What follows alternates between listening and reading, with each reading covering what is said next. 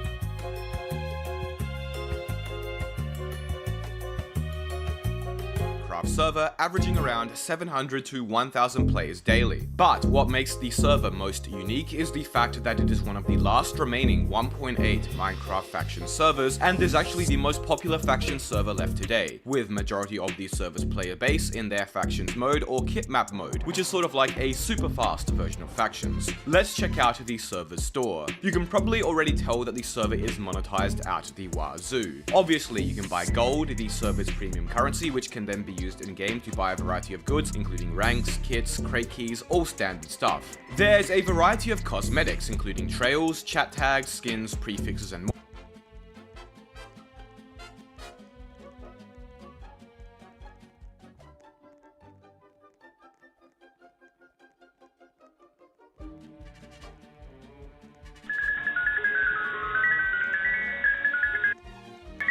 Community tab section, where I asked if you guys thought that it would be a good idea for the original FNAF games, i.e. FNAF 1 to Ultimate Custom Night, to be remade as to fit the newer lore. The results of this poll were mixed, with over 70% of people saying yes, this should be done, but the 30% that said no being the more vocal as to why they think that it would ruin the franchise in the comments. I'm honestly split about the idea myself, as reboots and remakes can invite a lot of their own problems when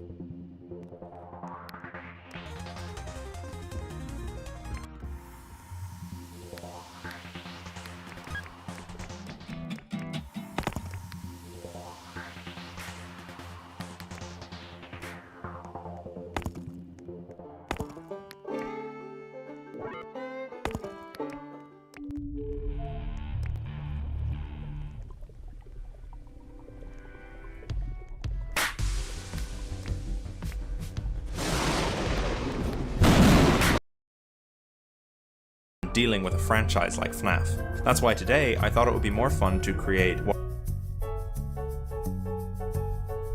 I think would be a best case scenario for a reboot of the entire franchise, or at least a reboot of the very first game, to see what I think FNAF 1 could have looked like were the story planned out from the very beginning. Depending on how this video performs, I might just create more like this, but for now, I think it's best to look back at where the series started and try to reshuffle FNAF 1 to be a more narrative experience, taking the best of what came before and trying to leave out all of the weird contradictory material. The title of my reboot will be Five Nights at Freddy's Anniversary.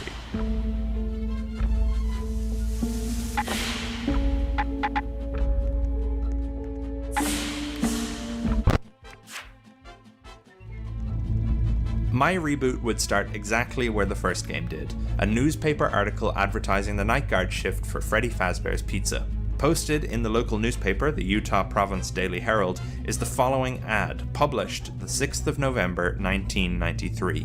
As you can see, not much here has changed from the original newspaper, aside from making the phone number to be the same from the Security Breach Fredbear posters and updating the minimum wage. Again, I'm not doing this to fit with Security Breach, but just to leave fun Easter eggs from this previous version of the FNAF universe. Nothing from any of the games is applicable to this new reboot's lore. In my ideal scenario, I would also make that abundantly clear in community posts and advertising for the game before it released. The reason I decided to firmly set this game in 1993 rather than in 1989 or 1998 or 92 or any of the other proposed dates for the current version of FNAF 1 is mainly as a way to pay homage to Game Theory and their first FNAF video, which started the whole theorizing trend in the first place. However,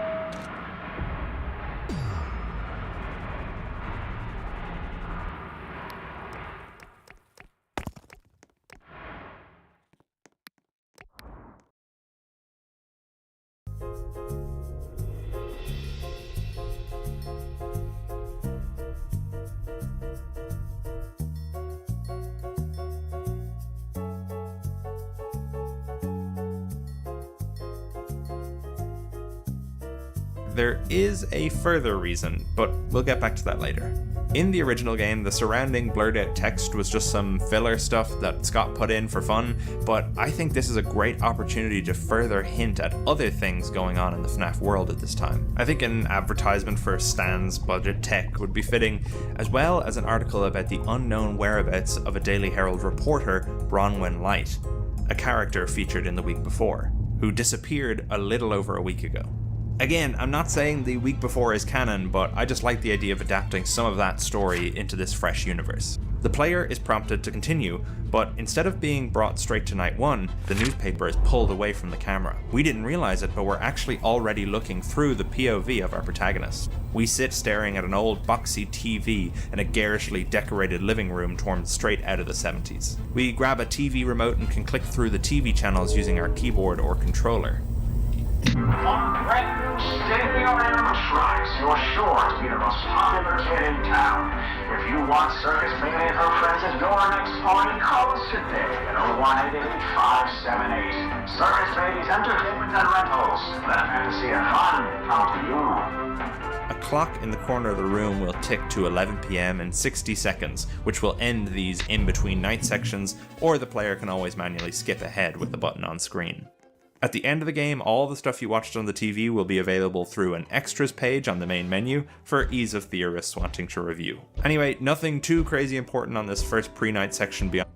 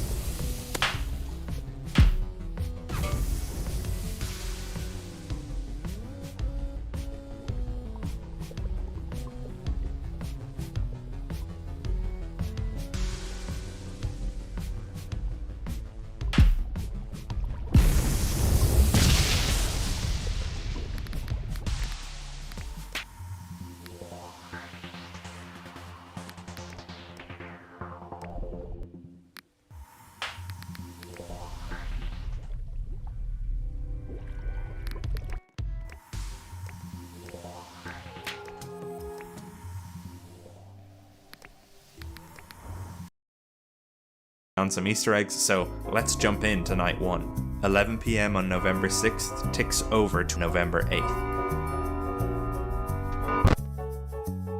Before I go into the night-to-night gameplay, I think it's important that I go over exactly what this revamped pizzeria would look like, and I'm going to be drawing inspiration from all different versions of this building from over the years. Reddit user RDTFGS made this fantastic layout based on FNAF 1, Help Wanted, and the Into the Pit book. Despite those pieces of media not being a part of my new canon, I honestly love this layout. It just feels like exactly what I'm going for with this sort of revamped FNAF 1 pizzeria, but all credit goes to them for this really great layout, which I'll use as a base. The only thing about this layout that I don't really understand is this double entryway, so I reckon I'll just lose that for my version.